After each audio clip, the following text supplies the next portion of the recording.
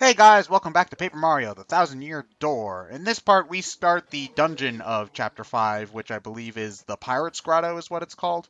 It's Yes. spooky, because he goes, You know, ooh. for a second, I was about to make a comment about naturally forming stairs, and then it just drops off into a pit. No, Yep. this is just a cave that a whole bunch of ships happen to crash into. So yeah, we've got lava bubbles, which are one of the main enemies for the chapter. They are basically like the embers we've been fighting the entire time, only red and Red. stronger. Even though blue flames are hotter. Yeah, did we Shut run up, into any Ryan. white lava bubbles? Did we run into any white lava bubbles? There are the green recolors in the final chapter. I don't think there's. Close enough. I don't know how green fire is classified, so... That's well, I think like scientifically it's supposed to be like a. I think scientifically it's supposed to be like with a certain kind of chemical, but in fiction it's supposed to be spooky magic fire. Green fire. I think the only green fire I've ever read about in like real life has to do with green stars, like Yeah. a specific color of star. That's Or, like what Ted was getting at, was it's a certain chemical burning. Yeah, because we Where's talked. Catherine? She's in lab, obviously. Of course, she's in the one place we need her to be. Yeah. She's not here. No, but we talked about this when we did Sonic Rush when we were talking about Blaze's purple fire. It was like I think potassium that was burning. I think you can burn a different chemical to make it green. I don't know which one it is though. Okay, so there's a lot of sections like this in this area where you have to use your paper ability. The spikes were down, game, Jesus. You can either like turn Mario sideways in between the spikes in order to get past, or I think you. Oh, I'm doing it right now. There is actually enough time for you to just run across on the Yoshi.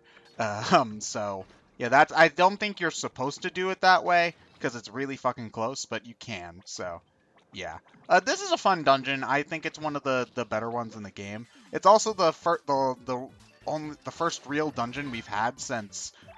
Honestly, since chapter 1, I'd say. So, it always leaves you feeling a bit underwhelmed when an RPG doesn't have that many dungeons. yeah, it's not really that big of a deal in Paper Mario since they're always doing something different. But chapter 1 was really the only traditional dungeon we had. There was the tree in chapter 2, I suppose, as well.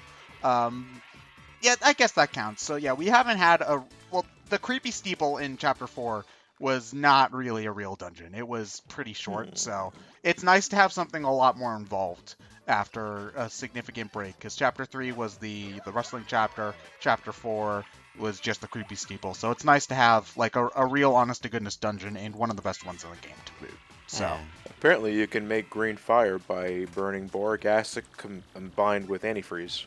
antifreeze. Mhm. What? All right.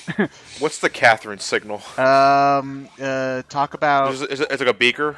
No, you have to start talking about Fire Emblem, and then she'll start showing up. Ryan, the Muppet. What? The Muppet beaker. Yeah. Oh yeah. Curse being useful. A couple of parts ago, it increased my damage when the enemy only had 1 health.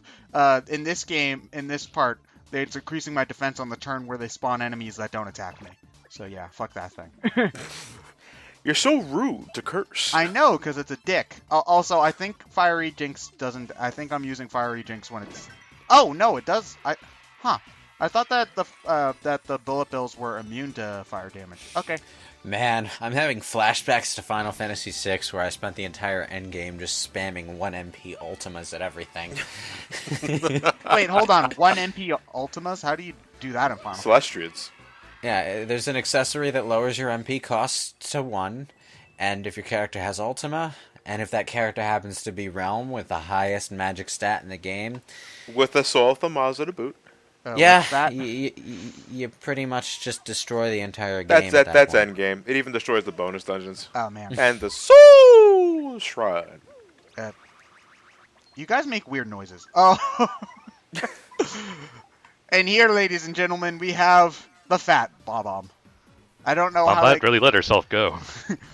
How can you tell if it's fat or not? It's the same amount of roundness. But its eyes are so tiny. These are also the Bob-ombs that take up 2 seats in the stage, in the audience, though. You know, technically, I think this is one of the very few cases where big boned is probably the scientific explanation. Yeah, but it's funnier to make fun of them because they're fat. Because So these are pretty much time battles. yeah, they're not really. Oh, this is another instance where you don't want to use Vivian, because I think if you hit them with fire attacks, they blow up, and that does damage to you. So yeah, this dungeon is. I think they don't. I think they want to lead you into a false sense of security where they don't want you to realize that Vivian's broken this early in the game. So they have this dungeon, I think, specifically designed to make her not as useful, but she still finds. I think she still finds use, especially in the later parts of the game. But yeah, these are time battles. If they get their fuse all the way to 0, they will die when they explode, but it does a lot of damage to you. So It's like the bombs in Final Fantasy. They just explode after a little while, and if you don't kill them within a certain number of turns, yeah. Yeah, It's also a particularly nasty gimmick at near the Mario and Luigi Superstar Saga endgame, where with some boss battles you have a Bob-omb that's counting down, and if you don't take care of it, or at least finish the boss battle in a certain amount of time, it blows up and it's instant death. Wait, really? Yeah. In Superstar Yeah. Saga they do that? Yeah, Oh. mind you, the Koopa Kids were no threat whatsoever, but Yeah, Is that in any of the other games? Because I don't remember that. not that I know of. like an instant death scenario. Yeah, because I don't remember that in Partners in Time, and one of my biggest complaints with Partners in Time is that the boss battles took like 20 minutes to beat because they had so much health. Not off the top of my head, no. Yeah, so I wasn't the only one who thought that, right? That the fights in Well, Partners in Time is just dull. well, no, it's part of the thing that bothered me so much about it is that the fights took so long. You know, long boss fights make sense in certain games, but Paper Mario and Mario RPGs in general, their appeal is more in how simple and fast-paced they can be. So Yeah, that was basically like I don't think that outside of the final boss, I don't think there's any fight that takes more than 10 minutes. I think the final boss is pretty long, obviously, because it's the final boss. But oh god, that mashing the right bumper on a GameCube controller, that's oh god, yeah, no. that's Clickety clap. No. here's the thing though. If you can get good at that, the Yoshi can potentially do some of the best damage in the game, especially if you do moves that power up its attack. Because I forget how the hell you're actually supposed to get this Shine Sprite. Because if you power up the Yoshi's attack, it'll like if you power it up to like 3. If by 3 it'll go 4, 3, 2, 1, kind of like power bounces, and so you can get a lot of damage done with the Yoshi. So they made the action commands for it harder than normal in order to make it not as broken. Because again, the Yoshi's probably best comparison for the original Paper Mario is probably Bow, and Bow was very easy to do a lot of damage with. So I think they wanted to make all of the party members a bit more balanced, and I think that they did succeed. The only thing is that Vivian is a good deal better than most of the other characters, and Flurry is a good deal worse. So yeah.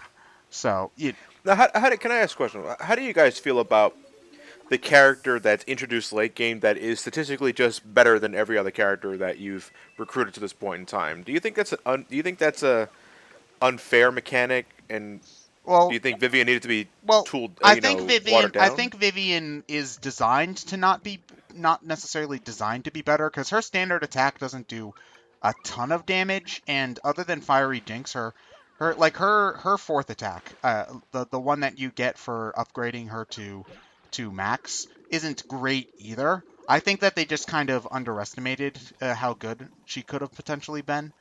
The only thing, and you don't get her really that late either. You get her midway through the game. But there are definitely cases in RPGs though where you get a character late game who's just statistically has higher stats than everyone else and is intended to be better. That though I think depends on the game, because like I do know that in cases like Fire Emblem, there's usually a character at the end of the game who's really good, but that's also there because there's also the permadeath mechanic in Fire Emblem, and if for some reason you're not resetting after you lose somebody, you might need a character that good in order to win. In like a standard kind of Final Fantasy scenario though, I'm not really sure how I feel about it, because What about late game Pokemon just being better than the starting Pokemon you normally get? that's true. I mean, It's weird though. You wanna reward the player at the end for getting that far in the game with powerful stuff to use. That's just good game design, I think. Because you want to have high numbers and a lot of damage. But with that said, it's also good to have a lot of to have early game stuff. Well, not necessarily early game stuff, but characters you get earlier in the game still be useful. And I think part of where that comes in Paper Mario is the field abilities, because we're What happened? He stood up before he got to the end. It didn't look like the spike didn't even got him. No, yeah, the spike just went straight through. I touched the side of the spike. That's what it was. It's hot. Wow. Yeah. I think the field abilities kind of counteract some of that in Paper Mario's instance, because you're using all the other characters in the field a lot. Even like Flurry, who's not very useful in battle, you're still using her plenty in the field to blow shit off walls and things like that. So it's not like any character is completely forgotten as soon as you get them. Yeah, So- I think one of the better examples is probably Chrono Trigger, where they do I was going to mention Magus myself. Yeah, he's statistically really good, but he has the drawback of having fewer team attacks. I can't. So- I think he only has like maybe 2 or 3 team attacks. You can grind him if you really want to, but He has team attacks with a few party members, but I think he's only got like one triple team attack with I think Chrono and Marley might be the combination. Yeah, whereas if you have almost any other combination in the game, you have way more versatility at the expense of not having a character as statistically powerful as Magus. Yeah. Yeah, that's probably the best example of that, but it's still, he's also like really cool and stuff, because he's like Oh, He's a great character individually. Yeah, he's a character that you want to use, and he's powerful enough to justify that, but he's not necessarily so powerful that he makes the other characters obsolete. So it was a good balance.